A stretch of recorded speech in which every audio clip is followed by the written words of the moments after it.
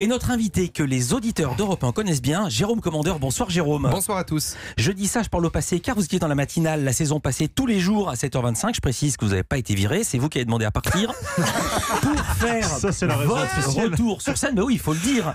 Il y a une tournée dans toute la France et là, Jérôme, vous êtes désormais au Casino de Paris. Le spectacle s'appelle Tout en douceur. Que veut dire ce titre? Veut-il dire d'ailleurs quelque chose? Ah ben c'est pas con, non mais c'est bien de faire des titres qui veulent rien dire. Non, oui, c'est que non, j'aimais bien l'idée de la bienveillance, l'idée du cocooning, etc.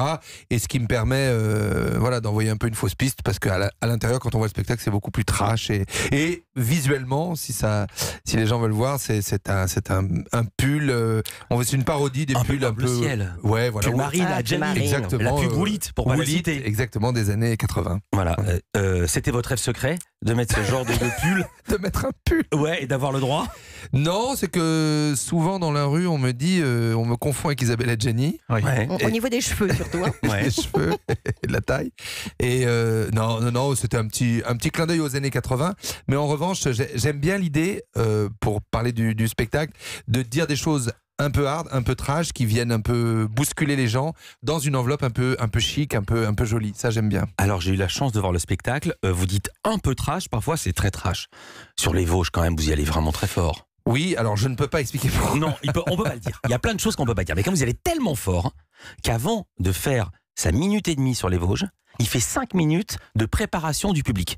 Oui, je prépare. En fait, c'est marrant, mais c'est la technique du lance-pierre, en fait. C'est-à-dire que je prépare tellement les gens, je les fais tellement me monter en mayonnaise, quoi, qu'ils se disent mais c'est pas possible, où est-ce qu'ils nous emmènent? Et puis paf, je lâche après les cartouches et les gens sont un peu terrassés de ce qu'ils viennent d'entendre.